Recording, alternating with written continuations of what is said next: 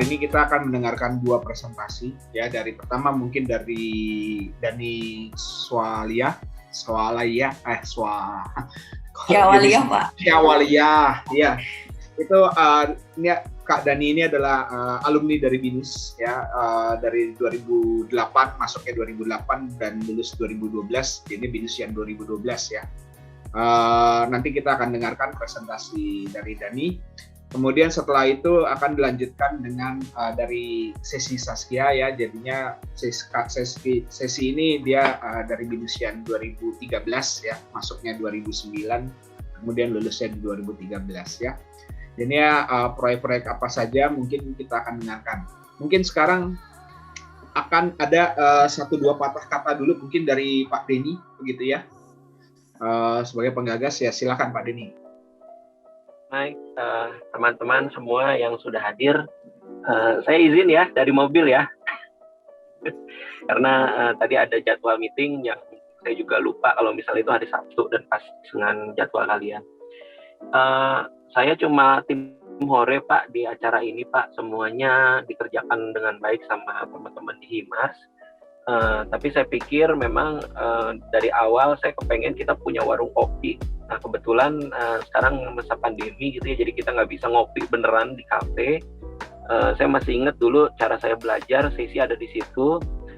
Kita datang ke satu tempat namanya Granit Hotel Studio waktu itu. Lalu ngedengerin orang masing-masing ganti-gantian presentasi dan semua nggak disuruh, semuanya minta volunteering untuk ya udah deh minggu depan gue yang presentasi dan lain-lain. Nah dari situ saya belajar banyak banget, nggak cuma di forum tersebut tapi juga di forum Arsitek Muda Indonesia dulu namanya.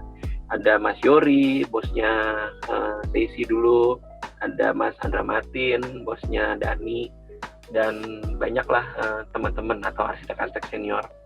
Nah mengingat cara belajar saya yang seperti itu, saya jadi bilang ke teman-teman di Himars, ayo dong kita punya warung kopi juga, supaya kita bisa saling mendiskursuskan apa yang sudah dilakukan sama senior-senior. Atau nggak cuma itu, tadinya sebenarnya saya sempat minta sama Gita, Git kalau bisa hari ini tuh jangan cuma alumni doang, tapi ada juga mahasiswa, jadi mahasiswanya bisa saling, bukan bersaing ya, tapi saling belajar, saling punya percaya diri untuk bisa presentasi juga di depan teman-teman yang labelnya alumni. Saya juga alumni BINUS. Saya nggak pernah berpapasan waktu saya kuliah dengan Dani dan Sesi, tapi saya mengenal mereka berdua cukup lama, terutama Sesi begitu ya, melihat bagaimana karir mereka adalah karir idaman dan karir ideal sebenarnya buat seorang arsitek. Lulus dari kampus, predikatnya mungkin bukan predikat lulusan terbaik dan lain-lain, tapi mereka berdua berhasil mendapatkan tempat-tempat yang baik, sangat baik di dunia arsitektur di Indonesia. Sesi misalnya di Air Mas Asri, belajar tentang gedung tinggi, tentang high rise dan lain-lain. Lalu nggak puas di situ, ngerasa ilmunya masih kurang, dia pindah ke yang lebih low rise gitu ya, di Oriental. Ilmunya lengkap dan ideal sekali karena setelah lulus dia nggak langsung buka biro sendiri, tapi juga belajar dulu sama orang, memperhatikan bagaimana seluk-beluknya. Yang kedua, Dani, ya nggak usah ngomong lah ya tentang Andra Martin, luar biasa lah arsitek Indonesia itu gitu.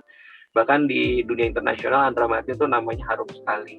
Nah Dani saya lihat setelah dia lulus dari sekolah Andra Martin, saya nyebutnya sekolah Andra Martin, dia sudah bisa membangun beberapa karya arsitektur yang nggak kalah keren sebenarnya dari form awalnya.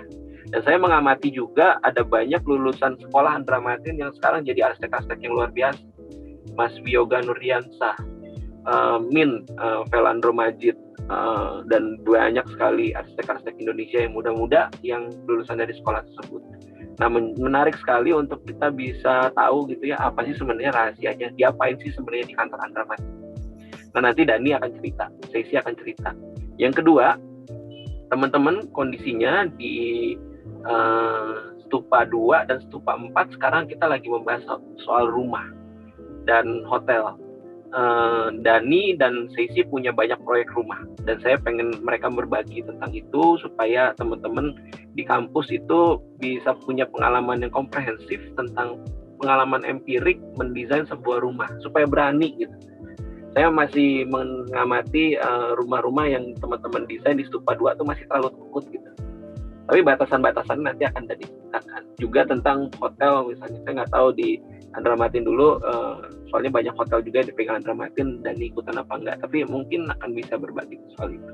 Tapi pada intinya, saya ingin teman-teman mahasiswa atau teman-teman yang mungkin melihat acara ini belajar dari mereka berdua, belajar determinasi, persistensi, dan konsistensi mereka berdua untuk tetap menjadi arsitek.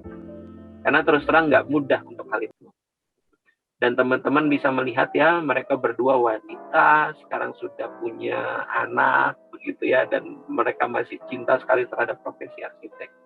Dan saya belajar banyak terus terang dari mereka berdua, dan saya berharap kita bisa belajar sama-sama dari mereka berdua supaya kita bisa lebih baik. Rasanya itu dari saya, Pak Michael. Terima kasih, Seisi, terima kasih, Dani, karena saya nelfon mereka berdua langsung,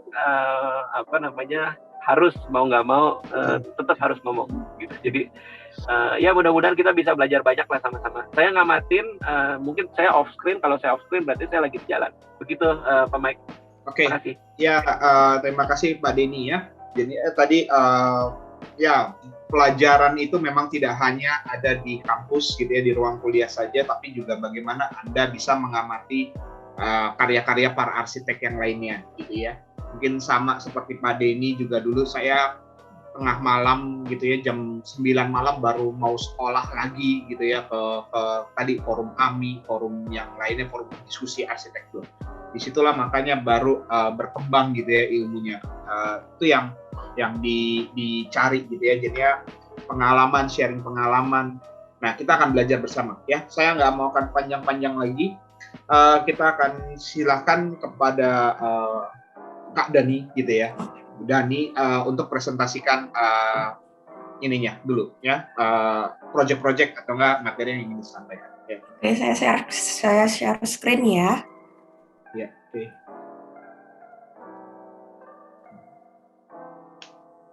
Ya mungkin waktunya bisa dalam setengah jam ya, dan nanti bisa kita tanya jawab. Mungkin terakhir, mungkin bagi rekan-rekan partisipan semuanya, kalau memang ada pertanyaan bisa mungkin langsung dituliskan di kolom chat aja ya.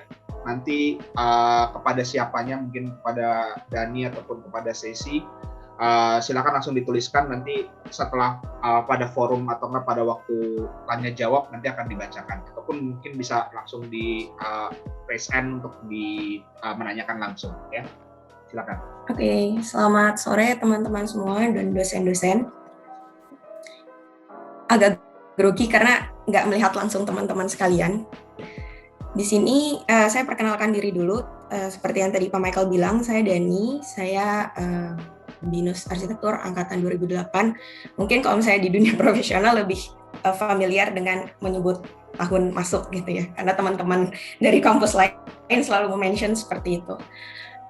Saat ini saya dulu sempat bekerja di Andra Matin, kurang lebih 6 tahun lebih lah, dan akhirnya dari ilmu dan pengalaman itu saya dan partner saya memberanikan diri untuk membuka biro Dani Asal. Jadi dari briefing kemarin dari Pak Denny menyampaikan ke saya untuk saya sharing tentang asal mula saya sampai akhirnya memilih profesi arsitektur dan berdiri sebagai profesi arsitek sekarang. Lalu sharing juga tentang pengalaman-pengalaman saya dulu di Andra Matin dan dengan saya menjadi prinsipal sekarang. Begitupun juga project-project yang pernah saya handle waktu di Andra Matin maupun ketika saya di Dani Asal ini. Kita lanjut aja. Ini mungkin saya cerita tentang fase hidup saya ya.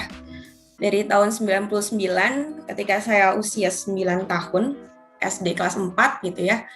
Di tahun ini saya memutuskan saya mau menjadi arsitek dan akan menjadi arsitek.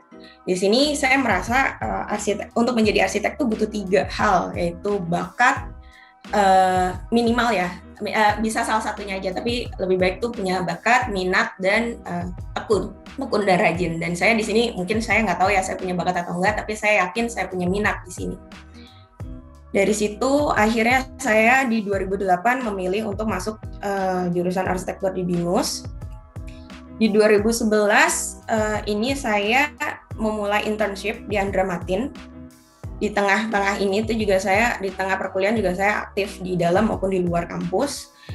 Di tahun 2012 saya lulus kuliah dan saya melanjutkan bekerja di Andra Matin. Saat itu saya tuh magang kurang lebih harusnya dari BINUS waktu angkatan saya tuh 3 bulan, tapi saya minta extend di 6 bulan karena menurut saya 3 bulan itu saya nggak akan dapat apa-apa.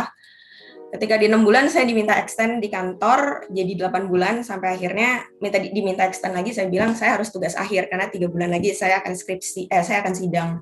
Dari situ Mas Ang nawarin saya, setelah sidang kamu balik lagi ke kantor untuk jadi staf kita. Oh, saya terima dengan sangat baik. Dari situ start di 2012 sampai di akhir 2017 saya menjadi tim di Andra Matin. Dan di awal 2018 saya membuka biro saya sendiri sampai batas waktu yang tidak akan pernah saya tahu. Ini mungkin saya sedikit cerita tentang masa-masa 99, di mana kenapa saya memilih arsitektur. Di tahun itu banyak bangunan-bangunan baru yang berdiri. Contoh BNI 46, ini waktu saya SD saya melihat di Indonesia berdiri gedung setinggi ini dan dulu tuh mungkin peralihan ya dari semuanya keramik menjadi dinding-dinding fasad depannya adalah kaca gitu. Dan ini juga karya Pak Suyudi, gedung ASEAN. Di sini tuh kantor ibu saya dekat banget sama ini. Jadi dari dulu setiap saya pergi ke kantor ibu saya selalu senang untuk jalan-jalan di sekitaran pedestrian depan kantor ini, entah kenapa. Dan yang jelas Istiqlal ya, karena saya selalu senang diajakin orang tua saya ke tengah kota ketika muterin Monas. Yang saya tunggu tuh adalah ketika menuju Monas, muter ke Istiqlal, Katedral, ke Hotel Borobudur. Karena menurut saya kawasan itu sangat-sangat menarik untuk dilihat ya waktu saya kecil. Dari situ akhirnya saya menetapkan ya saya mau jadi arsitek. Dan saya memfokuskan diri untuk menuju jenjang arsitektur ketika saya mahasiswa. Di 2008 saya masuk sebagai mahasiswa arsitektur BINUS. Di sini juga masa-masa peralihan ya. Seperti teman-teman juga, saya aktif di himpunan. Karena saya memang dari dulu orang yang cukup aktif di organisasi. Dulu tuh di BINUS ini yang maksud saya peralihan dari himpunan yang bernama HIMTA menjadi HIMARS gitu. Jadi di sini tuh himpunan lagi panas-panasnya, apalagi juga angkatan saya juga panas-panasnya berhimpunan. Dan kita juga panas banget karena kita tuh yang seperti tadi Pak Michael dan Pak Denny bilang sangat kurang informasi sekali waktu di kampus. Kayak kita tuh dulu nggak seperti sekarang ya, Instagram mudah, terus mengakses The Zine, Art Daily, Avasia segala macam tuh mudah gitu. Dulu tuh belum ada seperti itu. Jadi untuk mengetahui siapa sih arsitek lokal yang di Indonesia saat ini, siapa sih arsitek dunia yang menang Pritzker atau apa. Bahkan saya dulu nggak tahu ada yang namanya Pritzker. Dari situ akhirnya saya merasa saya butuh informasi, saya menggali-gali terus secara eksternal. Dari situ di luar sana tuh ternyata di luar sana tuh banyak acara gitu dari IAI, dari konsultan-konsultan itu sendiri. Jadi waktu di luar saya aktif di himpunan dan sebagai mahasiswa, saya aktif juga di seperti misalkan waktu itu saya ikutan seminar dari Budi Pradono, arsitek gitu. Saya ikut aja. Saya cuma pengen tahu seperti apa sih arsitek Indonesia, seperti apa sih profesi arsitek. Karena saat itu jujur saya nggak tahu setelah lulus itu tuh arsitek tuh akan kerja seperti apa ya. Karena di bayangan saya dulu tuh arsitek itu ya kerja di gedung-gedung pakai helm, terus pakai sepatu boot, dah gitu aja. Ternyata arsitektur tuh amat sangat luas. Dari situ juga saya aktif juga waktu itu ada Jong Arsitek, itu komunitas arsitek-arsitek muda. Di situ tuh dulu tuh saya mengajak teman-teman saya, Ega, Septrio gitu-gitu untuk yuk kita ikutan jadi volunteer di acara Jong Arsitek. Waktu itu acaranya adalah rumah-rumah tanpa pintu. Di situ volunteernya itu banyak teman-teman dari Unpar, dari Trisakti, dan di situ pengurus dari Jong Arsiteknya sendiri itu ya juga orang-orang yang sudah pada bekerja nih, kayak usia-usia beda rentang 3 tahun di atas saya, kayak Ferdi, dia di Abodai dulu, atau beberapa teman di ICOM, ada juga yang udah pernah yang di Masyori juga, si Pascal 2003 angkatannya Ko Denny. Dari situ melihat para peserta pameran, yaitu kelas-kelas arsitek Indonesia gitu ya, kita belajar banget dari situ. Kesempatan banget saya untuk membuka koneksi, mengetahui ada siapa aja sih konsultan arsitek di Indonesia itu. Dari situ saya memberanikan diri untuk mendaftar internship di Andra Matin di konsultan, karena balik lagi dulu tuh kita juga minim banget informasi tentang kalau internship tuh kemana sih gitu, karena dari dulu tuh di kampus dan senior itu tuh jarang sekali yang masuk ke konsultan. Kebanyakan dari mereka itu masuknya ke kontraktor, developer, MK, atau arsitek in-house di building gitu ya. Dari situ saya memberanikan diri apply di Andra Matin.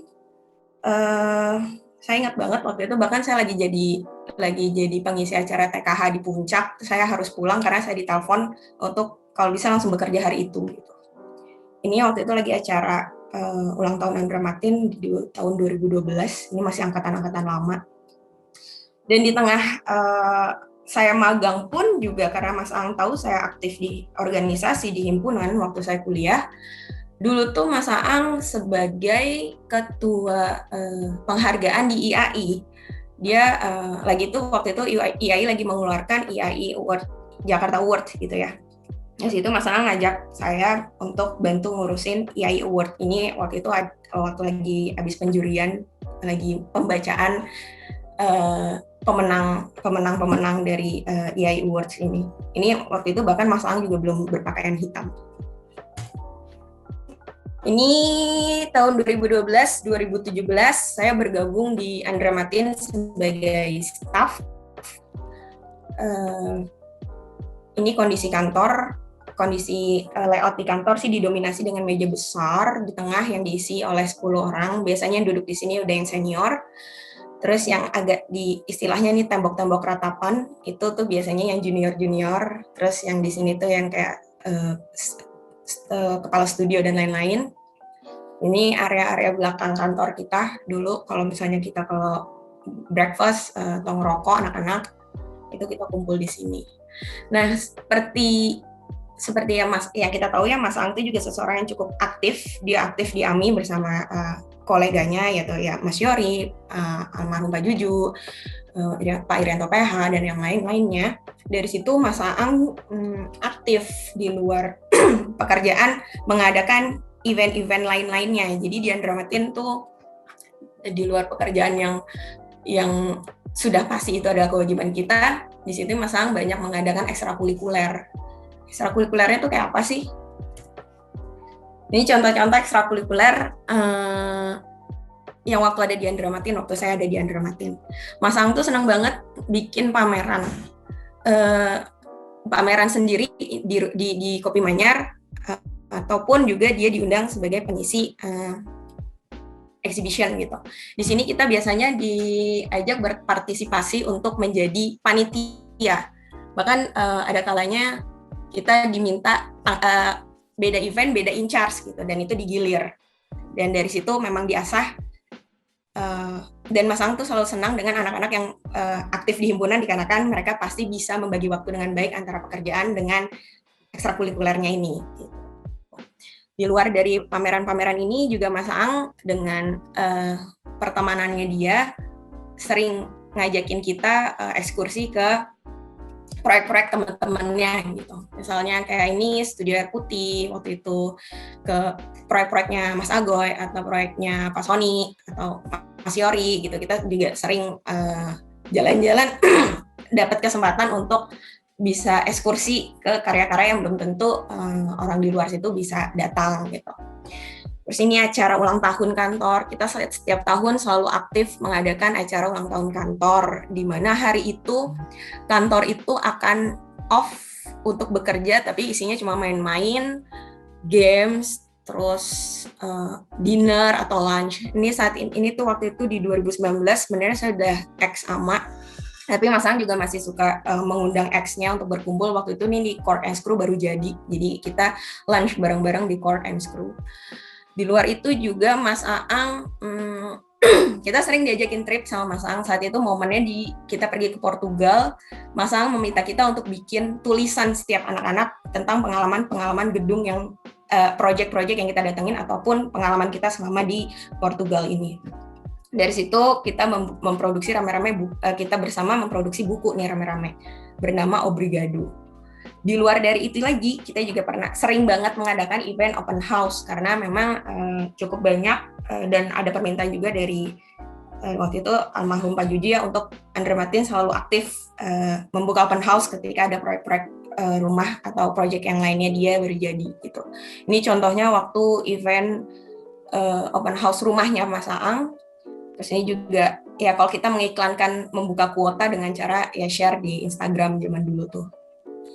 Di luar itu juga kita juga cukup sering ekskursi. Ketika kita ekskursi dengan linknya Mas Ang juga, kita suka datang ke studio-studio arsitek-arsitek lokalnya gitu. Misalkan ketika kita ke Shanghai, kita ke Nerianhu, kita ketemu Neri Linden, atau misalnya waktu kita ke Jepang, kita ketemu Makoto Tanijiri dari Post Design Office gitu. Begitupun juga ketika mereka datang ke Indonesia, selalu dari yang membuat acara mengajak si pembicara ini datang ke tempat Mas Aang gitu, misalkan Ram Koolhaas atau Toyo Ito, Go Hasegawa, Linden Neri segala macam, dan itu membuat kita ini contohnya waktu studio Atelier Bowo datang gitu. Ini membuat kita punya kesempatan untuk ngobrol. Waktu itu tuh juga sempat ada Sou Fujimoto datang terus kumpul rame-rame di kantornya Mas Yori. Di luar itu lagi, kita juga biasanya digilir juga untuk menjadi pembawa trip, peserta trip di e-trip gitu. Jadi tuh di Andra Matin, Mas Ang tuh punya banyak ekstrakurikuler bisnis juga, yaitu nih salah satunya ada e-trip. Saat ini tuh pengalaman saya pernah bawa trip tuh, bawa mahasiswa, ada 100 orang mahasiswa 3 angkatan UPH, kita ke Tokyo aja gitu. Dan itu menurut saya sesuatu yang menarik lagi ya, ini kayak pengalamannya beda lagi. Di luar itu nih juga, ya ini waktu Mas Aang diundang oleh Venice Biennale untuk Mas Aang menjadi salah satu pengisi instalasi di sana. Ini juga saat itu saya masih ada di sana. Benar-benar Mas Aang masih diem-diem, hanya yang in charge yang tahu, tapi kebetulan karena yang in charge adalah suami saya, jadi dia bocor ke saya, jadi saya tahu gitu. Jadi saya tahu proses-proses itu ketika awal mula di email sampai akhirnya Mas Aang dapat penghargaan kehormatan dari Venice Biennale. Terus di luar dari keseluruhan keluarga Andra Matin ini, Mas Aang juga masih menjalin hubungan yang baik dengan ex-ex Andra Matinnya gitu. Jadi biasanya Mas Aang tuh menjembatani event-event ex-ex sama gitu. Ex-ex sama tuh suka mengadakan pameran, atau misalnya lagi ada BDD, kadang-kadang Mas Aang juga suka invite ex-ex timnya untuk ayo kita ikutan kontribusi di pameran ini gitu. Di luar dari yang serious fun ini, ya biasanya karena kita tuh aktif cukup lembur biasanya sampai jam 12 zaman dulu ya. Sampai kalau biasanya lagi puasa tuh biasanya kita sampai sahur di kantor kerja lagi. Dari kekeluargaan yang terbangun ini, di luar dari ini kadang-kadang kita juga di luar trip Andra Matin ini juga suka kadang-kadang kayak ada tiket murah nih, yuk kita berangkat gitu. Ya biasanya isinya cuma ya Mas Aang, yang beberapa anak-anak yang gila-gila arsitektur yang suka nggak mikir 2 kali punya uang gitu. Jadi ya udah kita jalan. Ini contoh kita waktu itu trip keliling Prancis untuk ziarah Le Corbusier gitu. Nah ini juga di luar dari ini, Mas Aang itu juga sering banget ngajakin kita open house ya. Jadi setiap tim yang in charge, mereka pasti akan presentasi tentang proyek-proyek yang baru jadinya mereka gitu. Jadi kita biasanya keliling proyek-proyek di luar kota maupun di Jakarta. Ini cukup sering, bisa sebulan atau 2 bulan sekali di setiap hari Senin. yang keluar kota tuh nih contohnya ada rumah Pak Winfred dan rumah Pak Ismail. Ini tuh di Bandung, jadi kita saat itu tuh nginep di rumah ini 3 hari 2 malam. Jadi menurut kita menarik banget. Jadi kita merasakan menjadi yang punya rumah gitu. Jadi kita bisa sedikit lebih sensitif terkait arsitektur yang telah kita buat. Di luar itu juga Mas Aang sering banget ngajakin kita trip, karena Mas Aang itu sebenarnya dia mengakui dia bukan orang yang pandai berbicara mengajarkan apa yang dia mau untuk disampaikan ke timnya. Jadi Mas Aang lebih senang mengajak kita trip datang ke proyek-proyek yang menurut dia bagus. Gitu. Contohnya ya ke Kerry Hill, ke Korbu, ke Ando, ke RCR, ke Kenzo Tange, ke Toyo Ito, ke Herzog, ke Sanaa, Hadid, Oma, Siza, dan banyak lainnya lagi. Jadi ini pengalaman-pengalaman yang menurut saya luar biasa, membuat saya banyak terbuka secara wawasan dan gagasan. Dan selalu diakhiri dengan berfoto bersama, foto keluarga, seperti ini. Dan yang pasti, kewajiban kita sebagai staff, kita pasti aktif di proyek ya. Ini ada beberapa contoh aja dari proyek yang saya in charge selama saya hampir 6 tahun di Andra-Matin. Memang lebih banyak presidensial, tapi saya juga cukup langganan untuk megang proyek-proyek pemerintah sih zaman dulu tuh waktu di Andra-Matin, sama perumahan, sama rumah-rumah yang cukup residensial yang cukup besar gitu.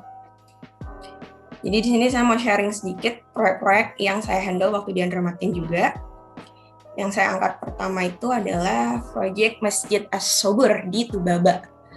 Waktu pertama kali Pak Bupatinya datang ke Mas Aang, dia tuh cerita Tubaba itu nggak ada apa-apa, nggak punya apa-apa, dia nggak punya wisata, dia nggak punya kekayaan alam yang membuat kotanya dia tidak layak untuk didatangi pendatang. Gitu.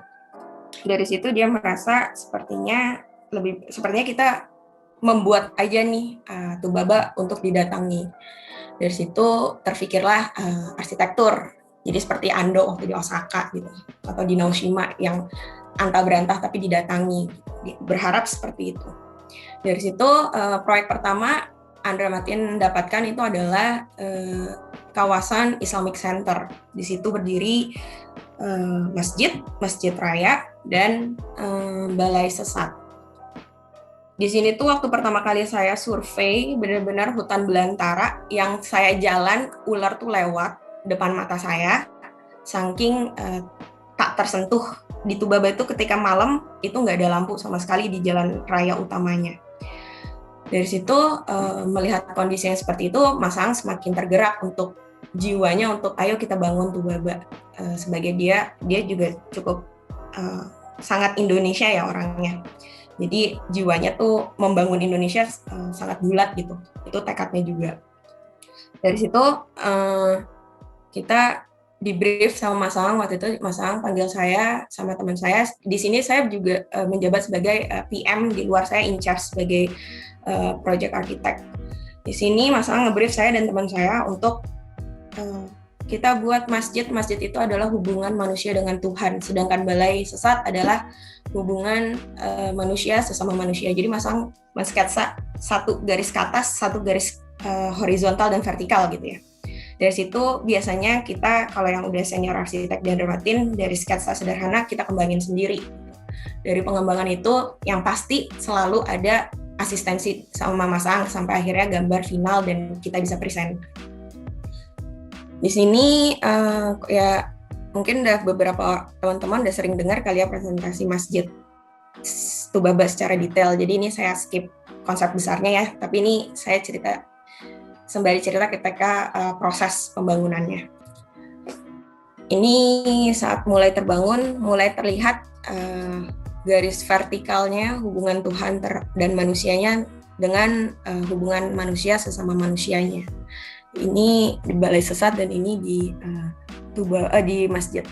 Di sini tuh ya namanya proyek pasti selalu ada kendala yang harus kita cari solusinya. Dan itu yang menariknya. Di sini tuh daerah yang cukup antah berantah, Mas Aang pengen semuanya tuh beton, kayak ready mix di situ tuh jauh sekali gitu. Jadi di sini yang awalnya fasad minaret yang besar ini tadi ya beton solid utuh, di tengah prosesnya berubah menjadi kita pakai fasad luar pakai beton cetak, fasad dalam pakai GRC. Gitu. Di situ tuh saya tuh cukup turun tangan dalam pengajaran ke tukang-tukangnya sih, karena di sini tukang-tukangnya banyak yang tidak familiar dengan pengerjaan beton-beton cetak yang biasa kita kerjakan di Jakarta. Jadi saya berlatih bahkan sama tukang langganan Mas Aang, dan saya edukasi tukang-tukang di lapangan bagaimana cara membuat bekisting yang benar, adukan-adukan yang membuat warnanya jadi bagus, finishingnya seperti apa. Saya benar-benar mengedukasi mereka berdasarkan hasil edukasi saya terhadap hasil pembelajaran saya dari tukangnya Mas Aang. Ini ketika mulai pemasangan rangka dan pemasangan beton cetaknya. Jadi dikait-kaitin di rangka utamanya, rangka bajanya. Ini waktu itu proses ini sangat menarik sih, karena memang tinggi sekali. Terus ini konsep lain dari bangunan ini, Mas Aang minta, ini kan bangunan ini tuh raw, banyak material yang kita unfinish.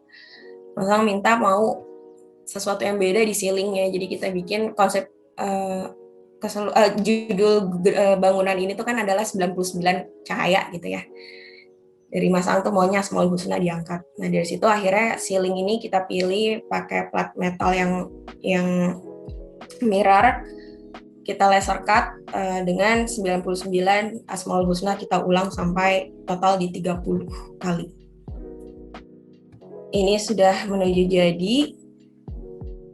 Dulu tuh juga jalan tol belum jadi perjalanan dari airport Lampung menuju ke Tubaba sendiri tuh butuh waktu 5-6 jam mobil.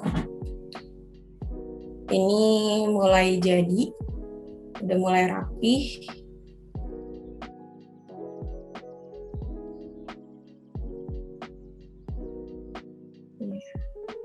Memang raw sekali, memang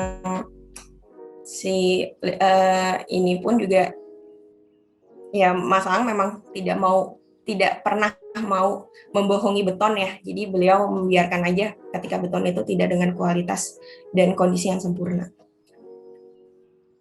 Ini seperti ini lorong menuju ke area masjidnya. Ini kondisi ketika kita dari dalam melihat keluar, jadi bangunan ini dikelilingi oleh air. Ini ceiling Asmaul Husna yang jadi kita merefleksikan diri kita ketika kita berdoa gitu ya, melihat ke atas. Dan ketika malam dia juga nyala. Gitu. Ini selasarnya. Ini si lubang 99-nya. Ketika titik matahari tepat di atas kepala kita, di rentang mungkin sekitar bulan Maret sampai di kira-kira September, kita akan mendapatkan efek seperti ini. Seperti dihujani oleh cahaya-cahaya matahari. Ini yang tadi saya bilang, jadi di dalam ceilingnya kita kasih lampu. Ini ketika malam hari. Ini ketika sudah mulai digunakan masjidnya. Ini ambience-nya ketika disandingkan dengan Balai Sesat. Dan ini keseluruhan dari Islamic Center Tubaba. Dan di sini saya juga mau cerita tentang IH Residence. Ini lokasinya di Bandung. Mungkin teman-teman sekarang ini lagi banyak diangkat sih sama majalah dan sama media dan sama Mas Aang juga sendiri untuk proyek ini. Dulu tuh ini proyek sempat mati suri. Dulu tuh yang pertama kali in charge di proyek ini adalah Wioga, Mas Agoy. Sampai Mas Agoy keluar, resign, proyek ini hidup kembali. Jadi saya melanjutkan proyek ini. Jadi kondisinya memang saat itu masih belum apa-apa. Jadi proses terbangunnya dan proses desainnya lagi akhirnya di take over oleh saya secara keseluruhan. Di sini saat ini berdiri, ini adalah rumah tinggal, total kamar, ruang tidur tuh 3 ruang tidur anak, 1 ruang tidur tamu, dan 1 master bedroom dengan service area. Berdiri di luas tanah 6.000. Untuk luas bangunannya mungkin sekitar 1.200. Karena di sini lokasinya di Bandung, Mas Aang yang karena dia memang familiar dengan Bandung, tahu betul yang namanya udara Bandung itu baik. Dari situ, dan kita ada di Indonesia, Mas Aang mengangkat sekali konsep tropicality di sini. Jadi di area-area utama ini, Mas Aang tidak menggunakan AC sama sekali. Bisa dilihat di sini kita buat gap di mana sirkulasi udara tuh benar-benar muter, dan pintu ini bisa full dibuka sehingga benar-benar area dalam dan area luar itu seolah-olah menyatu. Ini area entrance utamanya. Setelah dari bawah itu basement, kita naik 1 lantai, itu langsung area utama. Ini cantilevernya kurang lebih 4 meter untuk yang ini keliling semuanya, dan ini pun juga cukup jauh, ini 3 meteran untuk balkon. Ini kita memadupadankan beton dengan kayu jati.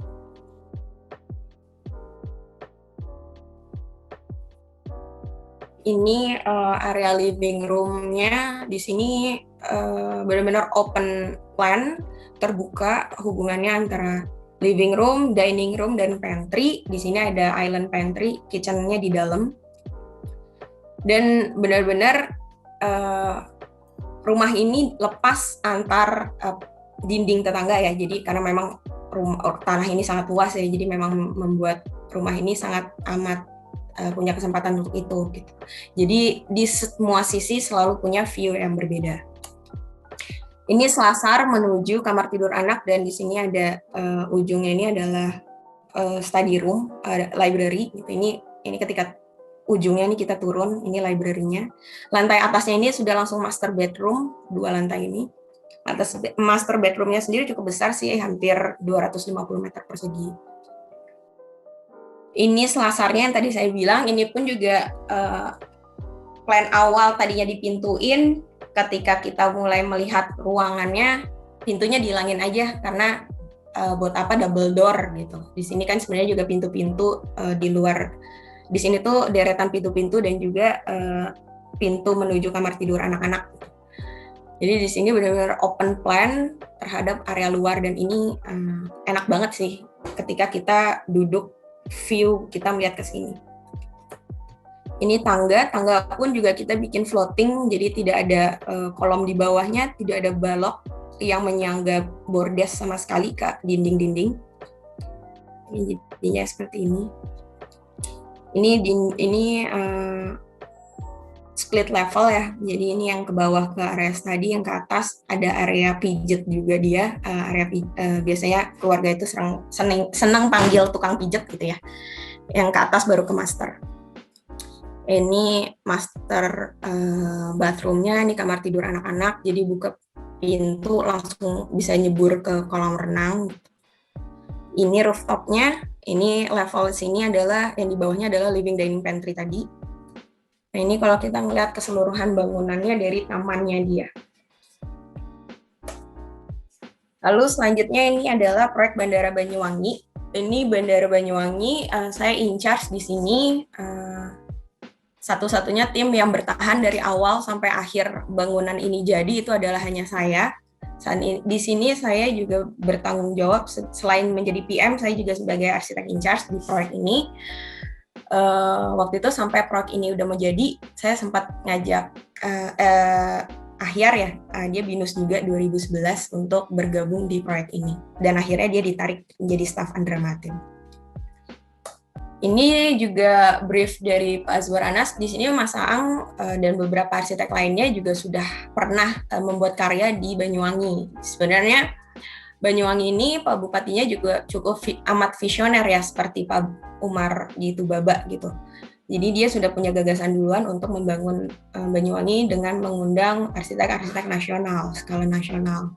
Di situ tuh dulu ada Mas Yori juga, ada Mas Mamo, ada Marhum Pak Jojo juga sempat datang dan diundang untuk memberi karyanya ke sana, dan juga Mas Aang. Di sini Mas Aang ada beberapa karya, tapi di sini bandara Mas Aang ditunjuk langsung oleh Pak Bupatinya. Saat itu tuh kondisi pertama kali saya datang memang bandara di sana tuh sangat kecil, udah kayak rumah tinggal biasa aja. Sedangkan Banyuwangi itu sekarang saat itu sedang naik-naiknya gitu secara pariwisata. Jadi memang cukup tinggi untuk turis datang lokal maupun luar. Dari situ Pak Bupati ingin membuat bandara yang lebih proper. Waktu kita membuat ini kita juga sempat studi ke bandara di Koh Samui di Thailand untuk kita belajar tentang green airport yang benar-benar terbuka, yang minim penggunaan energi AC dan lampu gitu ya.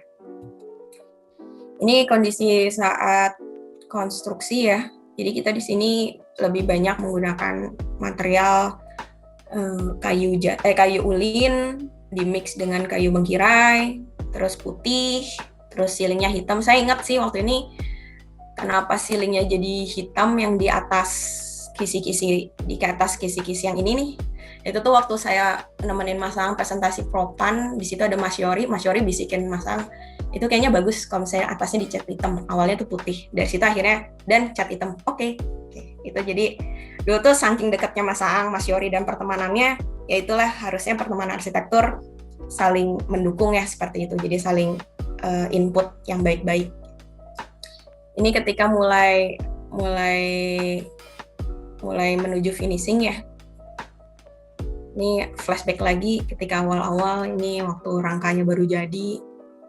Ya Mas Aang karena cukup sibuk jadi cukup jarang sih datang ke sini.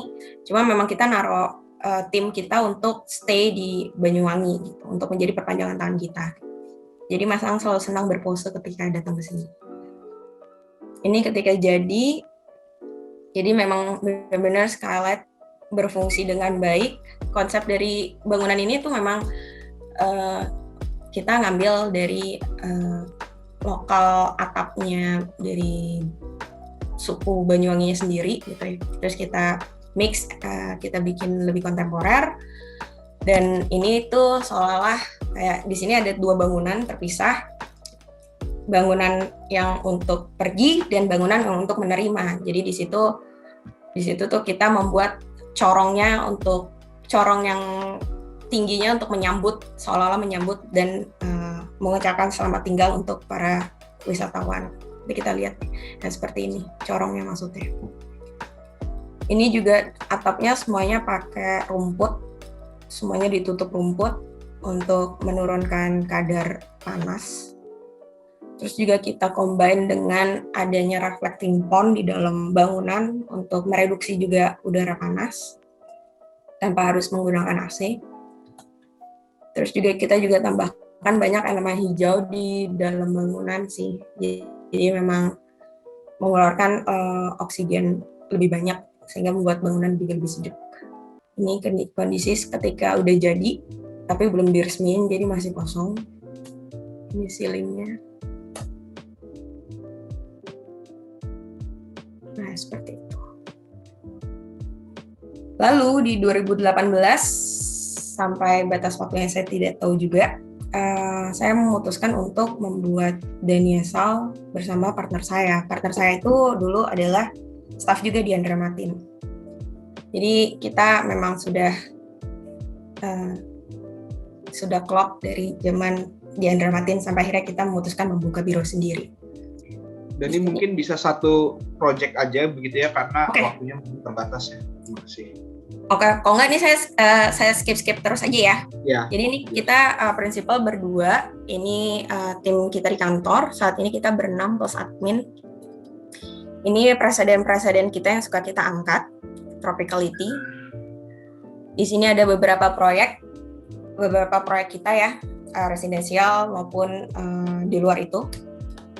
Di sini yang saya angkat sebenarnya tadinya juga mau ada nih 3 proyek, tapi saya skip cepat aja. Di sini ini adalah pabrik, tapi multifunction sih. Jadi ada pabrik, ada galeri, ada area ini tuh memang buat seniman juga. Jadi ini tuh adalah pabrik kerawang. Kerawang tuh roster yang biasa kita pakai gitu ya. Dia minta kita untuk bikinin kita workshop dan kantor ya. Ini kurang lebih desainnya seperti ini. Saat ini kita mix, kita jadikan showroom ya, berbagai macam jenis roster yang dia biasa pakai kita buat menjadikan fasad dari bangunan ini. Saat ini statusnya sedang konstruksi. Ini juga kita selalu ada studi untuk pembuatan pattern dan lain-lainnya. Lalu juga di sini saya juga angkat, ini menurut saya juga menarik sih sebenarnya. Ini cafe tapi dari bangunan existing gitu ya. Di sini kita juga banyak kolaborasi sih, banyak berkolaborasi di sini dengan grafis dan dengan tim yang lain. Di sini tuh rumah lama, tapi dia minta ada penambahan fungsi baru gitu, yaitu kita bikin coffee shop. Di tengah-tengah proses desain pun juga yang saya bilang selalu ada perubahan dari fasad yang tadi kaca menjadi glass brick. Jadi looknya seperti ini lantai atasnya. Dan ini kita hasil studi kita terhadap glass brick ini, karena di Indonesia saat itu tuh baru kita yang mencoba glass brick ini. Jadi memang kekuatan dan perekatannya juga kita masih gambling, makanya kita banyak melakukan mock up saat ini. Ini statusnya saat ini lagi construction. Lalu sedikit tentang rumah tinggal ya, tadi yang mau diangkat karena rumah tinggal. Di sini ada salah satu proyek kita yang baru jadi di Bandung. Ini villa sih, private villa, weekend villa. Total kamarnya 3. Kondisi konturnya itu cukup menarik karena ya kita membawa area atas itu adalah kamar tidur, tapi area bawah itu adalah living dining pantry-nya. Di sini kita senang sekali bermain repetisi. Kita senang menghargai yang namanya bayangan yang datang dari alam. Ini area dalamnya. Ini juga kita buat hubungan luar dan dalam itu terkoneksi ya. Di sini juga kita lagi ada pembangunan villa yang kedua yang kemungkinan bulan Juli ini jadi. Ini juga biasanya kita desain sendiri untuk furniture.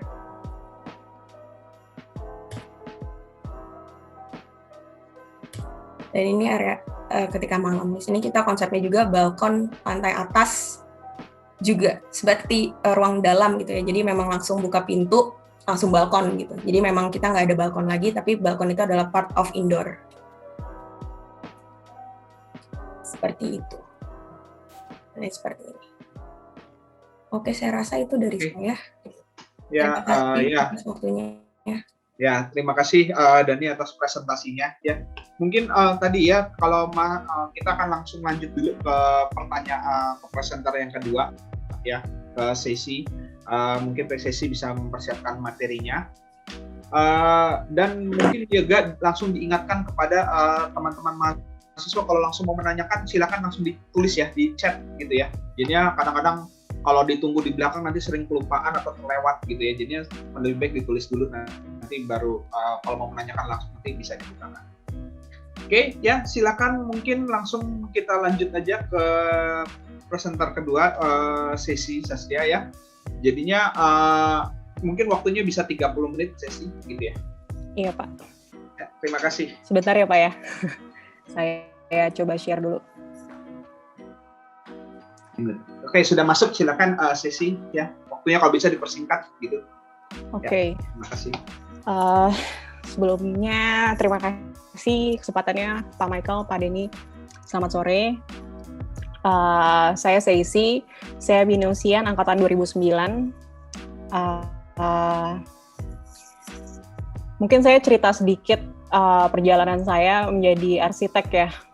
Karena kalau saya throwback dulu ke saya masih kuliah, saya sebenarnya secara akademis biasa aja.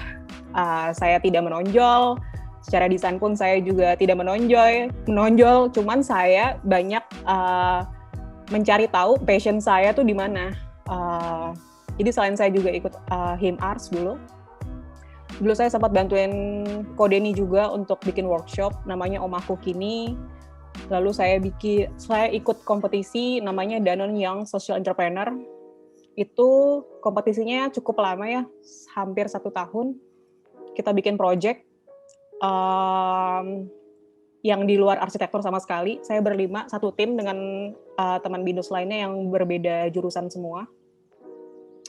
Terus pada saat itu saya belum kepikiran kalau emang saya itu suka sama arsitek. Sebelumnya saya minta maaf ya, saya nggak bikin presentasi yang proper untuk presentasi ini. Karena saya pikir saya cuma pengen cerita casual aja biasa. Jadi sebelumnya minta maaf. Ya, nggak apa-apa sih. Ya, tadi saya cerita di Danone. Pas di Danone sih saya tertarik ya, itu kayak bikin social project yang bakal diimplementasikan secara real. Lalu dulu saya jadi kepengennya kerjanya di multinational company, jadi kayak Danone, yang gitu-gitu. Tapi beda cerita, ketika saya ngeliat peluang, saya sidang TA, setelah sidang saya dikasih rekomendasi pekerjaan di Air Mas Asri sama Ibu Mila. Lalu saya pikir-pikir, saya udah kuliah 4 tahun di arsitek, kenapa nggak saya coba jadi arsitek gitu. Saya pikir saya coba dulu 1 tahun, kalau saya nggak betah saya coba keluar. Dulu pun saya pas kuliah ambil jurusannya itu yang manajemen properti sama Pak Michael Teja. Tapi saya nggak berhenti di situ aja, banyak hal lain lagi yang saya gali lagi. Dulu saya juga sempat intern di kreafi.com sebagai marketing, brand ambassador architecture-nya, terus saya juga magang di developer, saya juga sambil ngebantuin ada project-project freelance di luar. Jadi saya benar-benar nyari tahu di mana saya sukanya apa, minatnya apa. Oke, mungkin dari awalnya pas masih mahasiswa itu cukup dulu kali ya untuk gali dulu apa yang kalian suka dan selagi itu dicoba terus. Sukanya apa? Kalau misalnya gagal ya nggak apa-apa juga, berarti kan ketahuan gitu kita nggak suka di situ gitu. Pas di Air Mas, bener yang kata Pak Denny tadi, saya ngerjainnya project high rise semua ya, dan saya masuk di divisi Air Mas Asri Internasional. Itu projectnya banyak yang di luar negeri. Cuman saya kebetulan bantuin project yang di Bandung sama Pak Yusuf Setiadi, itu direktur langsungnya Pak Air Mas Asri. Ini namanya Landmark Residence. Lalu, tapi kalau di sana sih paling saya di sana kan cuman, jadi tahun 2013 saya lulus sidang, minggu depannya saya langsung kerja di Air Mas, bahkan itu belum wisuda, saya ingat. Jadi sebenarnya saya belum pernah ada break-nya dari arsitektur sih sebenarnya dari zaman kuliah ya. Terus selama 1,5 tahun saya di Air Mas Asri, itu saya project utamanya ini yang Landmark Residence, lalu ada juga bantu-bantuin project di Oman, tapi saya nggak masukin di sini karena menurut saya ini project yang saya tetap bantuin sih. Ini project tahun 2012 dimulainya dan sekarang sudah selesai. Sambil jalan aja ya lihatnya ya. Ini kalau nggak salah terlihat dari rel kereta api terlihat ya? Betul di Jalan Bima. Hah? Jalan Bima. Oh, Jalan Bima ya. Saya kalau ke Bandung saya tertarik akan bangunan ini sambil membayangkan sebenarnya siapa sih yang bikin. Oh, ternyata Sesi. Wow. Iya. Ini tadi ini rooftopnya. Jadi yang bagian atas yang kotak ini adalah area eksklusifnya. Towernya sih ada banyak ya, tapi ketika saya resign dari sana kan belum selesai. Kalau sekarang sih udah selesai ya, cuman saya lupa persis ada berapa, kalau nggak salah ada 8 tower. Lupa saya. Ya. Jadi konsepnya ya, ini saya kolaborasi juga dengan ex-nya Mas Aang, namanya Mas Febri Karyanto. Jadi satu tim dengan Mas Febri, lalu dengan Pak Yusuf dan Pak Gaza. Pak Gaza adalah direktur AI-nya. Ini lobbynya, segmennya emang yang premium sih. Selama saya di Airmas itu, saya ingat banget, saya belajar cara menggambar yang benar. Menggambar yang benar itu layer-layer dari CAD-nya. Dulu kan pas kuliah, pasti saya gambarnya masih berantakan banget ya. Selama setahun, saya kebanyakan bikin DED-nya, gambar detailnya dari toilet, kamar mandi semua di sini saya gambarin. Walaupun di Airmas itu terstruktur sekali ya, ada tim drafternya, ada tim arsiteknya. Jadi arsiteknya itu khusus untuk mendesain. Terus ketika mau rendering pun ada tim khususnya juga. Kalau misalnya yang sudah final presentation-nya, itu bisa dilempar ke tim 3D artis. Nah, jadi ini semuanya dari 3D artis dari Airmas. Lalu, jadi saya lumayan ngerasa terasah sih ketika saya ngerjain detail dari proyek ini. Terus, lalu nggak lama dari ini foto aslinya ya. Nggak lama dari sini saya pindah ke Hanawal. Ketika saya pindah ke Mas Yori pun, mungkin saya ngerasa saya beruntung ya, karena saya itu dikenalkan dengan Mas Yori dari teman saya namanya Reza. Lalu kita ngobrol-ngobrol tentang, Mas Yori banyak bercerita tentang proyek rumah asuhnya. Jadi selain Mas Yori itu ada berdiri di PT Han Awal untuk arsitektur, ada juga di inisiator di rumah asuh, Yayasan Rumah Asuh. Yayasan Rumah Asuh itu proyek-proyek di pedalaman non komersil. Jadi kita membangun kembali arsitektur di desa-desa yang sudah hampir punah di Indonesia, dan itu ada banyak sih. Kalau misalnya nanti ada kesempatan lagi untuk sharing seperti ini sih, saya akan senang hati untuk cerita untuk itu. Cuman di hari ini saya siapkan presentasinya untuk proyek-proyek yang saya kerjakan sih dari tahun 2014 sampai tahun 2020. Saya baru 1 tahun resign dari Hanawal. Lalu saya sekarang masih bekerja sama dengan Mas Yori, tapi saya banyak mengerjakan proyek-proyek sendiri juga. Jadi ketika saya kalau di Mas Yori sih, tiap biro arsitek tuh pasti cara kerjanya berbeda-beda dan pendekatannya sangat berbeda ya. Kalau di Mas Yori, saya 1 tahun pertama itu banyak ngebantuin tim arsitek senior di kantor. Setelah itu ketika misalnya Mas Yori sudah ngerasa saya bisa pegang proyek sendiri, setelah itu saya diberi kepercayaan untuk pegang proyek-proyek sendiri. Kecuali proyek-proyek yang besar ya, itu kita tim. Ini saya mau presentasi proyek Universitas Surabaya di Ciputra di Surabaya, sorry. Ini lobbynya. Ini proyeknya udah lama sih, dari tahun 2013, cuman baru selesai sekarang juga. Jadi di Mas Yori itu nggak cuma ngerjain residensial, proyek pemerintah, kawasan, tapi kita juga kerjain high-rise sih. Ketika di hub saya kerjain high-rise tuh ada ini, UC, Hotel Arion. Sebenarnya ada banyak juga teman-teman lainnya sih, kayak Bank Mandiri di Papua.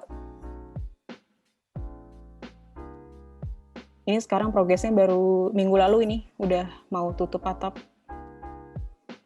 8 tahun untuk pekerjaan ini.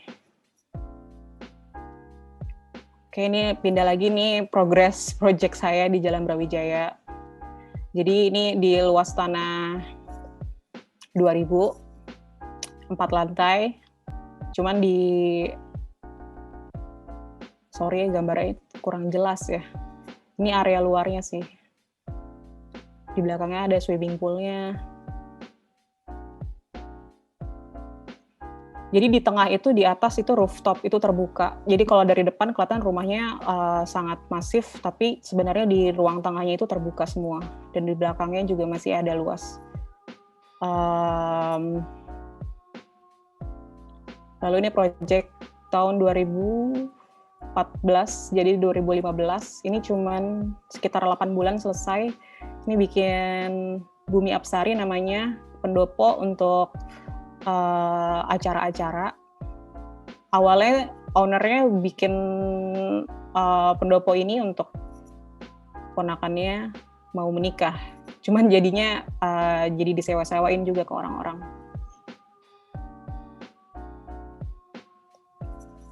Ini sebelumnya saya juga tidak terlalu ngerti tentang joglo. Cuman saya waktu itu sebelum ngerjain ini saya pergi ke Jogja seminggu untuk belajarin ini. Jadi kalau di Hana awal itu kebanyakan saya langsung ke Mas Yorinya sih. Jadi kita banyak berdua kerjainnya. Lalu juga jadi seperti perpanjangan tangannya Mas Yori lah, arsitek in charge di Hana awal itu. Kita ke lapangan, kita koordinasi ke klien, kita koordinasi ke supplier, kita teknis lapangan juga, pilih material, mock up. Jadi ya banyak hal banget lah pelajaran sebenarnya dari satu project itu.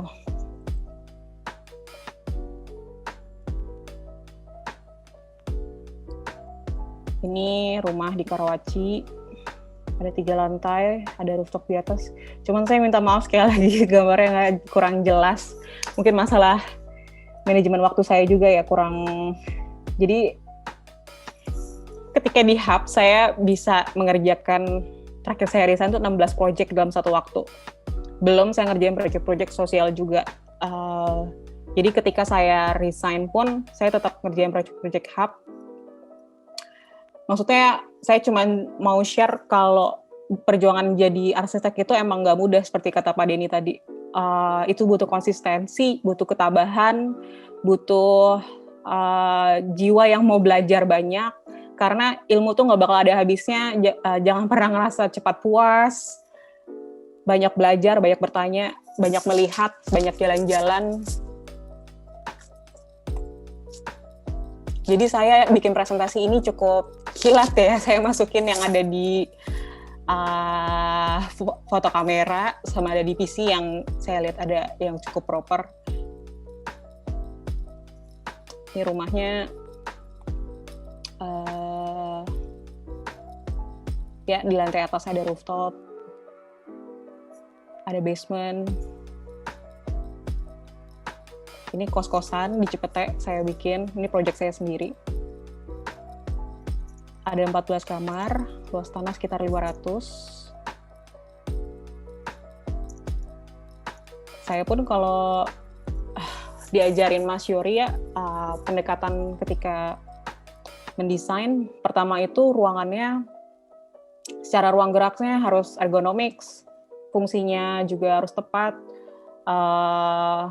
sirkulasinya enak, spacious. Jadi ini saya bikin kamar-kamarnya juga sebenarnya lorongnya juga semi outdoor sih, cuman nggak kelihatan di foto ya. Jadi ruangannya itu sebenarnya terbuka. Ini ruang pantry-nya gabung dengan ruang bersama, ruang masuk kayak pintu masuk. Ini pakai bata-bata yang nggak di-coating, jadi biarin aja lumutan karena itu semakin eksotis terlihat ya.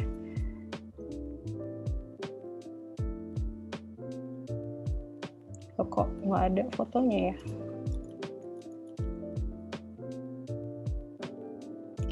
Loading kayaknya mungkin sih. Ya. Oke. Selanjutnya saya mau cerita project di Labuan Bajo, namanya Puncak Waringin. Ini project bersama Kementerian PUPR dan bersama Pak Jokowi. Jadi di Labuan Bajo itu kita satu kawasan sih sedang di redesign oleh Mas Yori ya dan tim. Jadi fungsinya dari Puncak Waringin ini adalah untuk area tenun, area souvenir, dan ada viewing deck, dan ada amphitheaternya.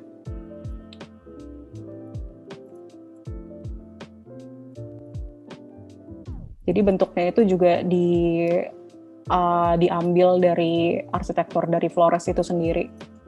Dan penggunaan batu-batu menhir dari Udaya Megalitikum di Flores. Nah, ini ada area ruang terbuka hijaunya untuk amphitheaternya. Jadi banyak pentas seni tarian di Flores bisa pentas di sini. Untuk bangunan yang panjang ini untuk kios-kios ibu-ibu tenun. Lalu yang bulat ini adalah untuk pusat souvenirnya dan ada viewing deck-nya. Ini proyeknya dari tahun 2019, sedang mau selesai saat ini. Ini amphitheater untuk pentas seninya. Jadi ini tuh posisinya di cukup tinggi, titik konturnya di Labuan Bajo. Jadi view-nya sangat bagus, bisa melihat kota Labuan Bajo dari atas.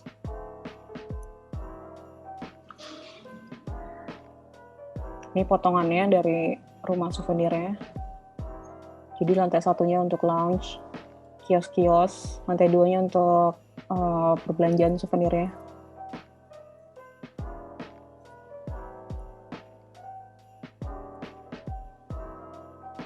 Ini progres di lapangan.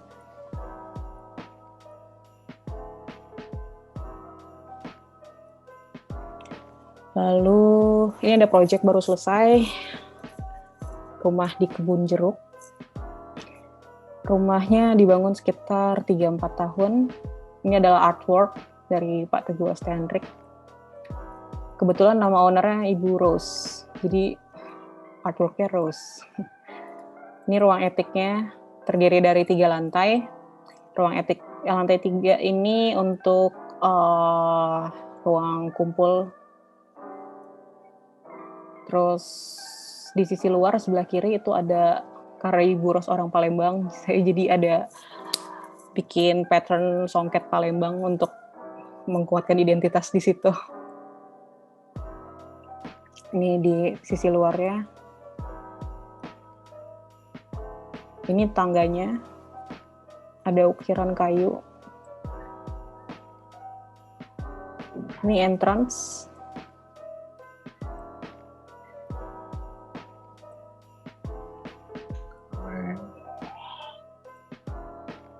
Nah, ini ada artwork lagi dari Pak Sunario. Jadi Ibu Rose ini emang cinta dengan benda seni. Dan ini handle-nya dari Bu Rita Widakdo. Jadi semua seniman banyak berkolaborasi di sini. Handle pintu utama. Ini ukiran Jawa. Ini foyer untuk akses masuk-masuk ke dalam kamar. Kamar di sini cuma 2. Karena anaknya 1 dan cuma ada di lantai 2. Jadi lantai 1 itu adalah ruang kumpul bersama, ruang TV, kolam renang. Lantai 2 kamar, lantai 3 rooftop. Ini pas progresnya kamar.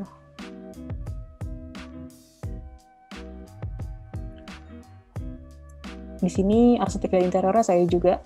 Cuma ada beberapa part yang bekerja sama dengan desainer lain. Ini tampak depannya. Di depannya itu ada garasi. Itu pintu foldingnya.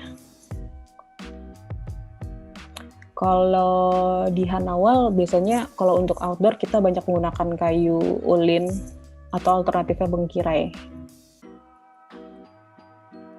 Ini kantor Hanawal, kalau teman-teman belum pernah lihat. Ada etiknya juga, ada kolam renang, jadi kita bisa suka masak-masak juga di situ. Ada library-nya, ada market-marketnya, itu ada ruang meeting-nya. Udah sih, sekian presentasi dari saya. Oke, ya terima kasih Sesi. Kalau yang rumahnya Pak Yorian di Cipete masih ada? Cipete, Cinere. Iya Cinere. Galeri. Udah nggak dihuni? Hah? Udah nggak dihuni? Udah nggak dihuni. Iya dulu, ya itu saya malam-malam jam 9 malam berangkat dari Grogol ke Cinere itu hampir 2 jam gitu ya, hanya untuk mendengarkan Mas Yori, Mas Juju, Mas Aang itu untuk presentasi, dan memang dari karyanya aja juga banyak market galeri marketnya itu yang menarik ya. Di Cinere jadi tempat galeri juga, Pak. Oh, udah jadi galeri juga sekarang? Iya. Iya. Sekarang Mas Yori tinggal di Bintaro, sebelah kantor. Oh, di sebelah kantor. Oke, ya cukup mungkin ada pertanyaan mungkin dari rekan-rekan mahasiswa. Mungkin ini ada satu dulu dari Ayara, begitu ya. Ayara ingin menanyakan kepada Dani. Kalau sudah melihat mengenai, mungkin panitia bisa dibantu untuk mungkin sesi juga bisa cukup presentasinya, gitu ya. Okay. Bisa dibantu untuk menghadirkan Dani juga di layar, gitu ya, untuk bisa ditanyakan langsung. Nah, oke, ya ini ada pertanyaan dari Ayara, gitu ya. Saya Ayara dari Binsian 24 ingin bertanya, setelah melihat insight tentang perjalanan dari awal sampai sekarang ini, ada tips nggak mengenai cara memperluas koneksi dan maintain koneksi tersebut pada akhirnya sampai melit ke karirnya yang baik, mungkin karirnya yang baik. Ya, mungkin ada jawaban dari Dani. Kalau dulu saya saya aktif mencari wadah sih, kayak misalkan dulu mungkin Pak Michael ada zaman Pak Michael gitu, ada AMI gitu ya. Kalau dulu tuh saya ya itu aktif di Jong itu tuh kuat hubungannya dengan arsitek-arsitek senior, arsitek Indonesia yang saat ini yang banyak kita kenal lah ya. Dari situ maintain lagi banyak sekali event seperti Anabata atau IAI sendiri sering mengadakan. Join aja, sering dan selalu aktif ikut di situ. Selain ilmu, kita juga akan banyak ketemu orang baru. Dari orang baru kita akan berkenalan, memperluas wawasan kita lagi, memperluas koneksi kita lagi, dan setelah itu jangan pernah putus lagi gitu. Setelah akhirnya kalian masuk ke kantor yang lain, itu tetap dibina hubungan bersama teman-teman yang lain itu, karena menurut saya koneksi itu sangat amat penting di dunia arsitektur. Tanpa adanya koneksi, kita bisa buntu untuk masalah informasi, karena memang kadang-kadang nggak semua orang tuh bisa mendapatkan informasi semudah di internet gitu. Kadang-kadang tuh kayak gosip-gosip arsitek tuh biasanya by mulut ke mulut gitu ya, nggak kita dapat di wadah-wadah formal gitu. Terus begitupun juga ini memungkinkan kita juga ketemu dengan calon-calon klien. Jadi memang acara pameran tuh nggak yang harus arsitektur, tapi juga fotografi, artwork, atau misalnya datang ke Salihara ya, misalnya, atau ke Galnas ada pameran apa, aktif datang ke sana. Rubanah itu tuh banyak banget event, M-Block Space, bahkan sekedar itu aja tuh kalian tuh mungkin banget ketemu orang yang membuat kalian tuh semakin lagi luas untuk link dan wawasan gitu. Dari situ di-maintain terus sampai sekarang, jangan pernah putus, gitu sih. Oke. Ya, thank you Dani. Ya, mungkin menjawab pertanyaannya Ayara ya, jadinya memang perlu aktif begitu ya. Mungkin ada satu quotes gitu ya, kalau di zaman saya dulu itu banyak bahwa saya kenal arsitek-arsitek yang terkenal gitu ya. Ternyata misalnya katakanlah saya kenal Pak Yori, saya tahu Pak Yori, tapi belum tentu Pak Yori tahu saya gitu ya. Jadinya kalau sekarang ini bukan hanya bahwa saya kenal arsitek-arsitek hebat, tapi justru arsitek-arsitek itu yang harus tahu Anda gitu. Bagaimana caranya tadi Dani bilang, Anda harusnya aktif gitu ya. Aktif di komunitas, aktif mungkin ada pameran datang gitu ya, open house. Kadang-kadang saya belajar juga dulu sikap sok pede aja gitu ya. Ada pameran apa saya masih cupu gitu ya, masih nggak ngerti apa-apa, kemudian datang aja gitu ya, lihat-lihat gitu, diskusi sedikit-sedikit. Pada akhirnya jadinya kenal, ya lumayan kenal banyak lah ya, cukup tahu banyak ya. Mungkin itu saran sedikit gitu ya, jadinya pede aja lah. Iya. Ya. Ada lagi mungkin pertanyaan? Sama-sama. Ayo rekan-rekan, atau langsung mau raise hand silakan. Kalau mau menanyakan langsung silakan raise hand. Yuk, nggak waktunya Anda jarang sekali Anda bisa ketemu dengan dua arsitek wanita hebat ini gitu ya. Waktunya mereka sangat berharga, banyak sekali proyek-proyek ya. Ini adalah kesempatan Anda kalau mau menggali gitu ya. Tadi kalaupun menjalin koneksi, jangan-jangan ini pun juga salah satu juga udah cara Anda menjalin koneksi gitu ya. Kalau bertanya mungkin nanti sesi kenal, oh tadi yang bertanya adalah si A gitu ya, si B gitu ya, mungkin nanti suatu saat bisa kolaborasi dan ya. Ada lagi mungkin pertanyaan? Ada? Pak, saya mau Pak. Ya silakan. Halo Kak. Sebutkan namanya dulu. Iya, nama saya Meta Paramita, biasa dipanggil Meta. Sebelumnya aku mau ucapin dulu thank you buat sharingnya, karena dua-duanya tuh bikin ngebuka wawasan banget. Dan kalau untuk pertanyaan, mungkin aku agak curious sama gimana sih kakak-kakak ini bisa udah tahu kayak kekerannya, udah langsung, oh kayaknya aku pengen banget nih magangnya tuh di sini. Berawalnya kan dari BINUS yang tadi Kak Dani aja cepet cerita, BINUS itu kasih kuota 3 bulan, tapi akhirnya nge-extend jadi 6 bulan kan. Dan dari situ kayaknya aku ngerasa berarti kakak itu udah tahu nih optimalnya tuh kayak kita tuh harusnya magang berapa lama dan di mana gitu. Karena waktu itu Pak Denny tuh juga pernah nyinggung nih Pak Michael, kamu nih masuk jangan cuma mikirin masuknya doang, tapi nanti mikirin keluarnya kamu mau kemana gitu kan. Terus ya iya sih, itu jadi tamparan juga. Dan aku penasaran nih, itu kita harus mikirin kriterianya atau kayak apa ya, gambarannya tuh kayak gimana sih, soalnya masih kayak buta banget gitu Kak. Makasih Kak. Ya. Yo, sesi dulu atau silakan. Sesi dulu yang jawab. Sesi deh, ya. Boleh. Pertama sih cari tahu dulu kamu tertarik belajarnya di mana, konsultannya di mana. Untuk cari tahu di mana, kamu PDKT dulu. Entah itu dari Himars bikin ekskursi ke biro-biro yang ada di Jakarta atau gimana. Jadi pertama PDKT dulu, cari tahu dulu sosoknya siapa, kantornya di mana, gimana. Terus kalau ada kenal di dalamnya lebih bagus lagi.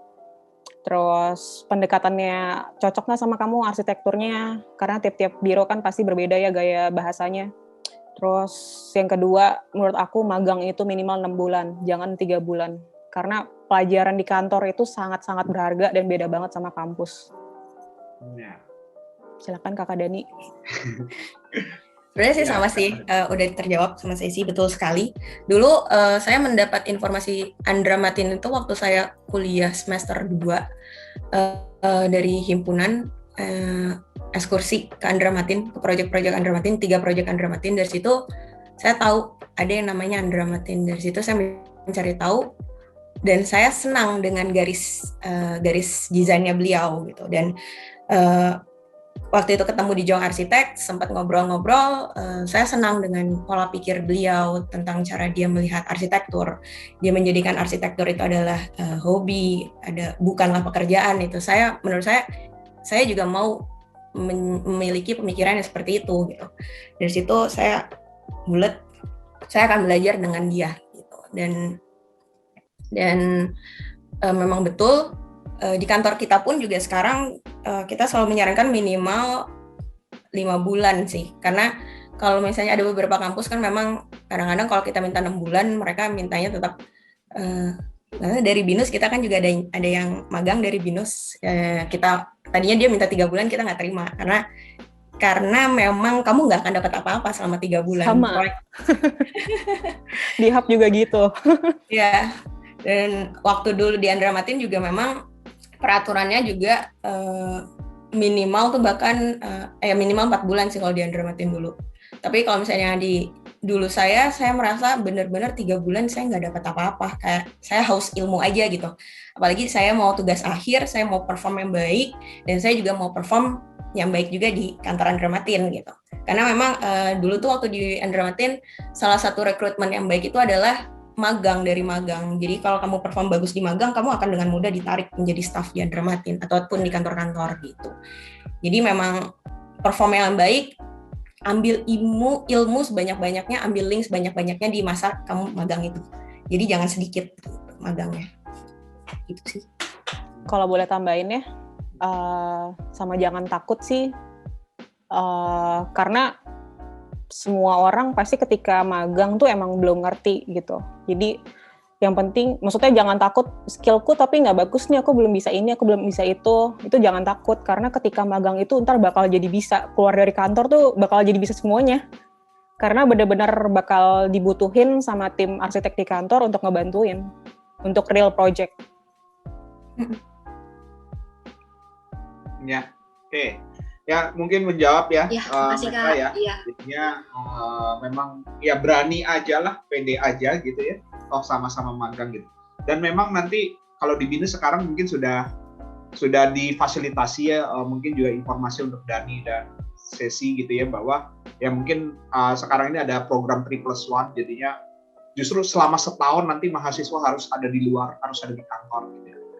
Jadi selama setahun. Nanti ya bisa 2 periode, 6 semester dan 6 semester dilanjutkan 6 semester berikutnya. Bisa pada satu kantor ataupun dia mau pindah kantor juga masih dimungkinkan. Nah itu mungkin saran kepada mahasiswa juga dimanfaatkanlah masa-masa magangnya tersebut gitu ya. Itu dimanfaatkan. Oke, mungkin ada pertanyaan dari Clara, mau tanyakan, silakan langsung Clara kepada Sesi. Iya Pak. Selamat sore, nama saya Clara dari BINUS 2024. Saya ingin bertanya Kak, proyek KKN tadi Kakak kasih lihat di terakhir, itu kan di rumahnya tuh bagian fasadnya tuh ada besi-besi tuh Kak, dan itu lumayan jauh sih dari bagian attic-nya itu tuh ada fungsinya nggak sih? Terima kasih Kak. Oke. Bagus nih pertanyaannya, berarti kamu cukup jeli ngelihatnya ya, kritis gitu. Kenapa bisa ada itu gitu. Jadi sebenarnya di fasad itu tuh udah ada kaca sebagai railingnya untuk menjaga dari tiap lantainya. Untuk si plat-plat besi itu dibikin jarang karena untuk bikin karakter dari rumah itu aja sih. Makanya dibikinnya tipis-tipis gitu. Jadi sebenarnya project tuh kan sebenarnya pengalaman tiap project tuh yang tadi aku bilang beda-beda ya. Untuk di kasus project ini nih kliennya tuh seru. Karena dia juga suka sama benda seni, jadi dia tuh open dengan masukan arsitek. Kalau untuk jadi hal yang bagus, dia tuh mengiyakan. Jadi peluang yang seperti ini tuh harus dimanfaatkan sekali oleh arsitek ya. Karena kalau bukan arsitek yang bikin itu jadi barang yang hasil yang memuaskan, siapa lagi? Oke. Ya, Terima kasih Kak. Lagi. Ya. Mungkin yang lain, mungkin ada pertanyaan lagi.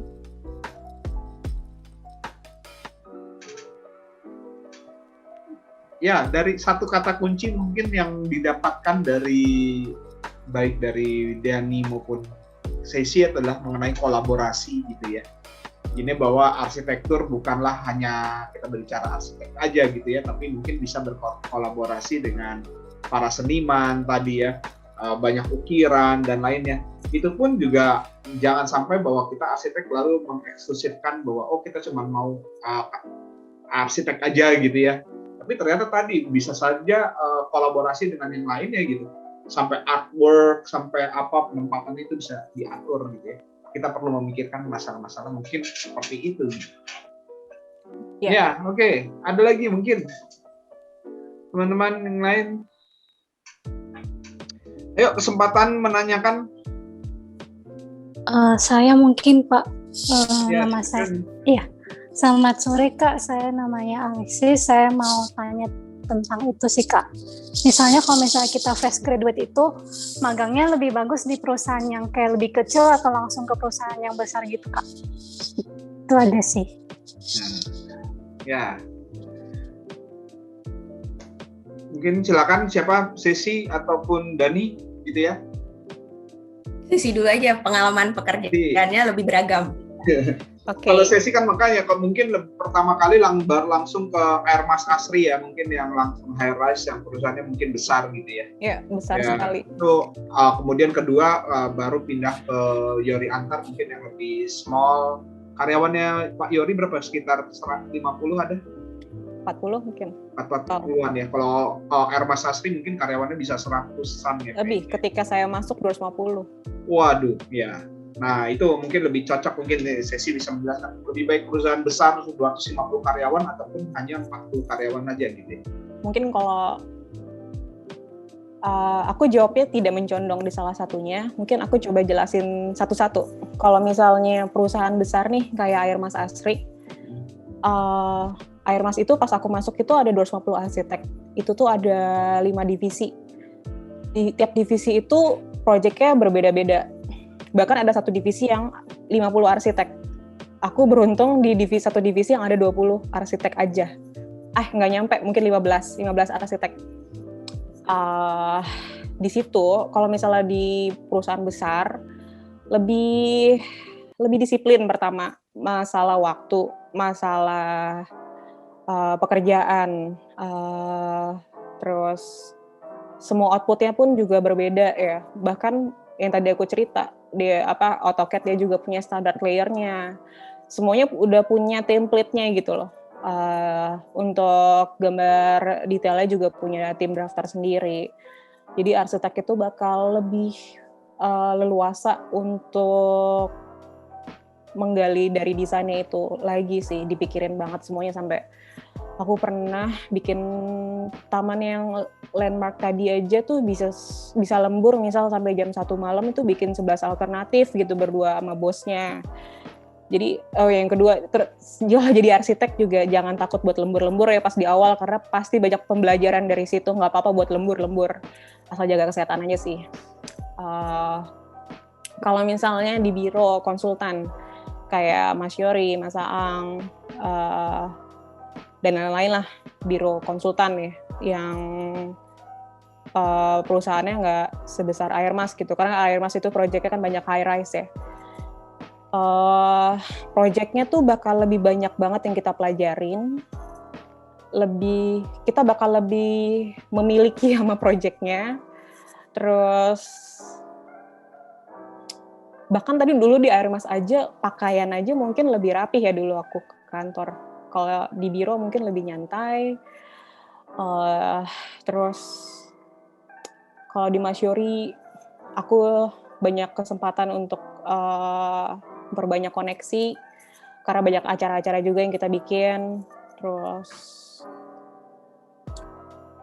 semuanya banyak dikerjain sendiri sih sebenarnya. Jadi kamu ketika keluar dari biro yang lebih kecil, kamu lebih banyak bisa hal. Sampai gambar detail pun aku juga pernah kerjain sendiri di kantor. Jadi ya alhamdulillah sampai sekarang jadi bisa ngerti semua hal ya. Jadi karena ke project juga, ngerti material juga, harus belajar teknisnya juga, segala macem lah. Dan pendekatan desainnya juga. Gitu. Yang penting kamu harus terbuka dan harus mau belajar sih, itu intinya. Kalau kamu udah nggak ada minat di situ, yang tadi kata Kakak Dani ya, udah lost aja, udah susah lah. Maksudnya mungkin emang bukan minatnya di arsitek gitu. Kalau misalnya kamu udah, aduh gue kayak nggak bisa nih, aduh gue capek banget nih, kalau kebanyakan ngeluhnya daripada senangnya, kayak ya udah emang bukan di situ kali ya. Dan nggak apa-apa juga, yang penting kamu udah berusaha dan cari tahu. Oke, mungkin ada sedikit tambahan dari Dani. Ya betul kata Stacy, memang ketika kamu kerja di biro butik ya, yang skalanya tuh kecil, di situ kamu diharuskan untuk bisa semua hal gitu. Dari dasar kamu belajar site visit, apa yang kamu lihat, kamu akhirnya membuat garis di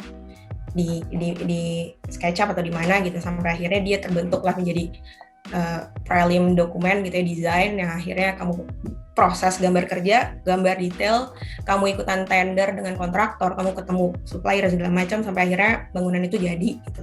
Proses itu tuh panjang sekali, dan di konsultan kecil itu tuh kamu mungkin banget untuk mendapat ilmu itu secara A to Z gitu ya. Kalau misalkan memang perusahaan besar tuh memang mereka mainnya divisi, kayak kalau misalnya Airmas kan ada yang ngerjain fasad doang, ada yang ngerjain lobby doang gitu. Jadi memang parsial kamu dapatnya.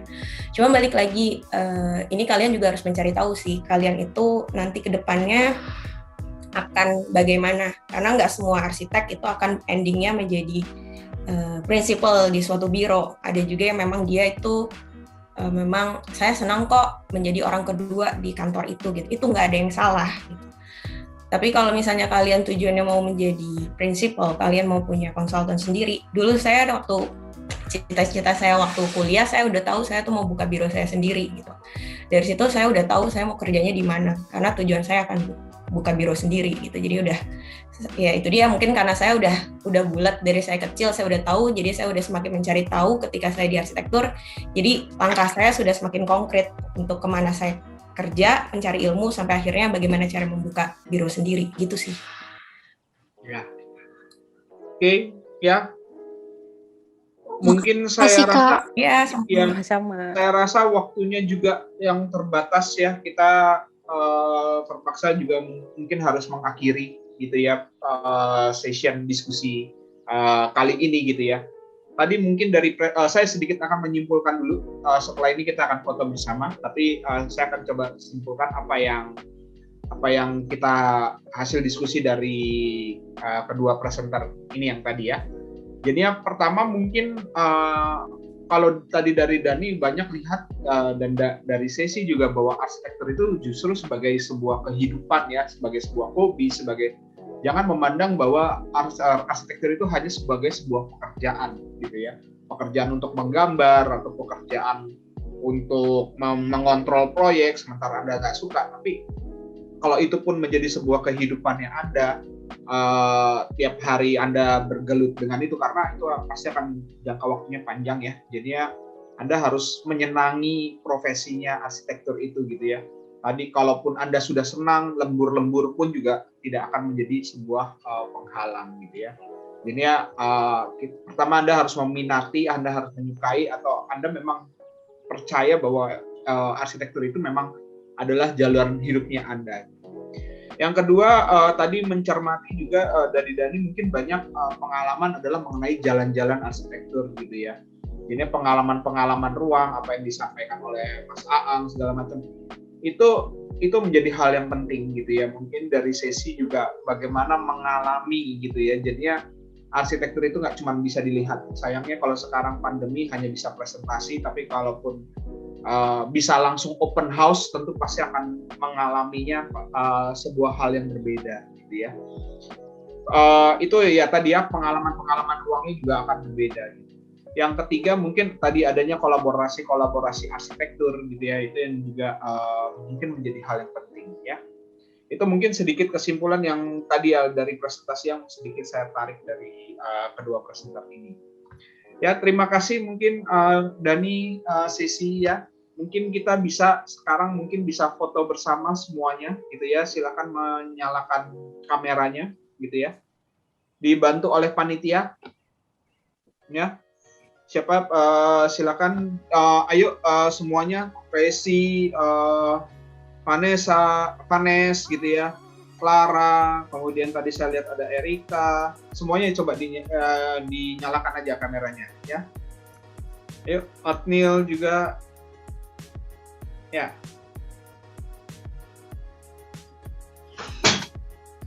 Ya, dinyalakan, silakan. 67 peserta, 66, tadi ada 70, mungkin beberapa lift ya. Ya, silakan. Siapa panitia yang membantu untuk dokumentasi?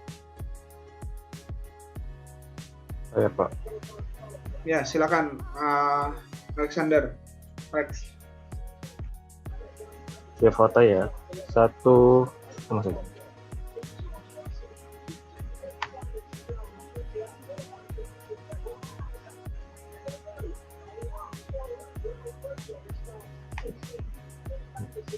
Satu, 2, 3. Ya. Slide yang kedua mungkin. Terus. 1, 2, 3. Oke, sudah ya. Pak. Slide yang ketiga juga mau difoto nggak usah? Karena banyak yang satu slide-nya 49 Pak, jadi muat banyak. Oh, udah bisa semua. Iya, Pak. Pak. Silakan. Ya. Oke ya. Terima kasih atas kehadirannya pada hari ini ya. Terima kasih kepada Sesi dan Dani yang sudah memberikan masukan yang berharga untuk mahasiswa-mahasiswa begitu ya. Jadi memang harus mencintai arsitektur itu dulu gitu ya, baru nanti bisa melangkah ke tahap yang berikut. Ya, mungkin saya kembalikan lagi ke panitia ataupun ke siapa, Pak Denny, atau mau ada last word atau mau gimana? Cukup Pak, Atau- terima kasih Sesi, Dani. Ya udah, oke ya. Terima kasih semua. Selamat mempersiapkan buka puasa bagi yang menjalankan ibadah puasa ya. Semoga semua amal ibadahnya diterima Allah ya. Terima kasih.